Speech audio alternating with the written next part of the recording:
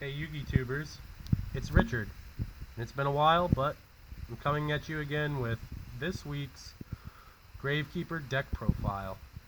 I haven't been playing a lot over the last several years, but I have recently heard about this link summoning that's coming out, and I think that Gravekeepers have a really good shot. And I've been trying to figure out a way to get over Zodiacs lately, and I think I have a build here that can do it. It's reminiscent of some of my old builds, but this is at the expense of not having these cards of demises and things like that. But this is doing really well for me. It's going fast enough, and it's stalling people very effectively. So without further ado, here we go. We're going to start out, of course, with 3 Gravekeeper recruiters. If you don't remember, these cards let you search a Gravekeeper with 1500 or less attack from your deck and add it to your hand when they go to the graveyard. Next is just 2 of the Commandant, really different from all of my previous builds. He lets you discard to search Necro Valley. 2 Gravekeeper Spy. She's not very important to the build, but we are special summoning a lot in this deck, so we're going to go ahead and use her. 2 Heretics. He's unaffected by all card effects while Necro Valley is on board. He's 1800 beater. Also, he's probably the best monster in the deck. 1 Gravekeeper Descendant and 1 Gravekeeper Assailant, mostly for names, but Gravekeeper Descendant is always a good card to have an option for. 1 Gravekeeper Shaman. This puts the lockdown on Necro Valley, doesn't let it get destroyed by card effects. Obviously, it can still get taken off the field, which is a big problem recently, so we're working on that in this build. 2 Malefic Cyberan Dragons. These are 4000 attack monsters, and with Heretic on board with them, they can make for a great battle phase. Especially good combination with Shaman, who protects our field. And finally for monsters, we have 1 Max C. And by now, we should all know about Max C. Going into spells, we are running just 2 copies of Necro Valley. Games are getting a lot shorter. Getting through 3 isn't really needed anymore. New card though, not a new card, but new addition to the deck is 2 Hidden Temples on Necro Valley, and what this does is disallows players from special summoning except for Gravekeeper monsters while Necro Valley and a Gravekeeper monster are on the field. It's a really good lockdown in lieu of Fossil Dyna. Second spell, or next spell rather, 2 Wonder Wands. These are for draw power and use with the recruiter combinations for a good +3. Well, I guess it's a net 0, but these are 2 magical dimensions. This is probably my favorite spell card in the deck, and what it does is it lets me target a spellcaster on board, tribute it, special summon a spellcaster from my hand, and destroy an opponent's monster. And it's really good for putting Shaman on field against a slew of different enemies. 1 Dark Hole and 1 Rigeki. And 1 card of Demise for recovery. It's all I've been able to get so far. And just a Royal Tribute to end the spells. Royal Tribute can be a game ender in the first turn if you first turn it. Starting with traps, we have 3 Imperial Tombs of Necro Valley. This can negate anything except for a summon. And its only requirement is that Necro Valley and a Gravekeeper monster be on board.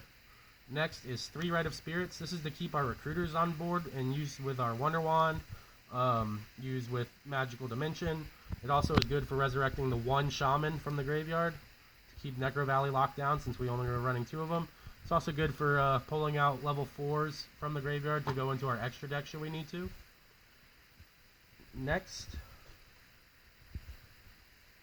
is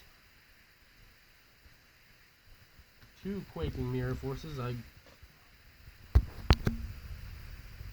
2 Quaking Mirror Forces, and these are an excellent defense against a variety of decks. The True Dracos rather, Dinosaurs, Dino Mists, anything really. It can stop because it doesn't target and it doesn't destroy. So most cards can't get out. Like this card would have to be negated, which can happen. But we have weapons. Next for traps is 2 Fiendish Chain.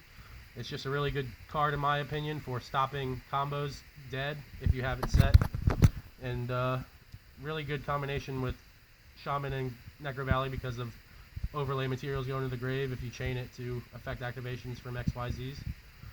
And some one-of traps, we have Solemn Warning, Bottomless Trap Hole, and Torrential Tribute to end the main deck at 40 cards. Next, we're going to go into our extra deck. Alright, so getting into the extra deck, we have 2 Cyberin Dragons, and these are for special summoning the Malefic Cyberin Dragons.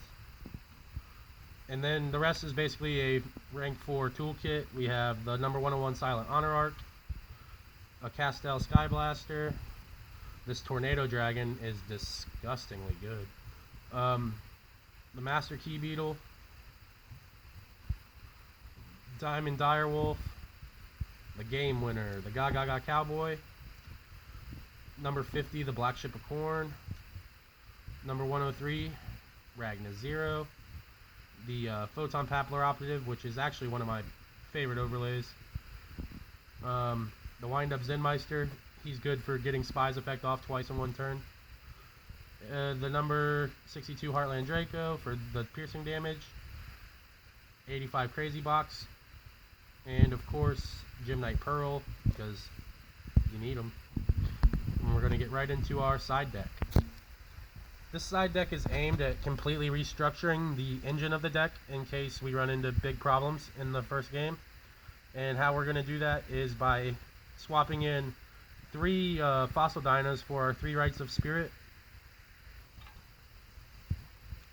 2 Moon Mirror Shields for our Gravekeeper Spies, and wherever you can find the room, we have options, a lot of options. We have a couple Thunder King Ryos, we have a couple Ghost Rabbit and Snow Ogre, or Snow Ogre and Ghost Rabbit, or whatever the hell. This card I'm considering main decking actually. This is the Flying Sea, and it is very defensive. It's a great card, and it only costs $1.25. These are 2 Mystical Space Typhoons in case we need them. The Sphere Mode Ra, we only got one of them, but he's an expensive card. And basically, if you have this in hand and your opponent has 3 monsters on field when it's your turn in your main phase, you can use your normal summon to tribute summon this to their side of the field. It will take 3 of their monsters off the field, and then at the end of their turn, it goes back to your control on your side of the field, and it can't be targeted for attacks, but they can't directly attack you because you have a monster on field, so it's kind of like a wall and a recovery play. This is the one of the compulsory evacuation device in case we think we should side it in. And that's going to complete the deck profile for this week, guys. I hope you enjoyed it. I'm not sorry I haven't been making these videos for the last 3 years, but I am certainly glad that I'm making one now. And let me know what you guys thought of this deck in the comment section below. And wish me luck on Tuesday's locals. Thanks, guys. Have a good night.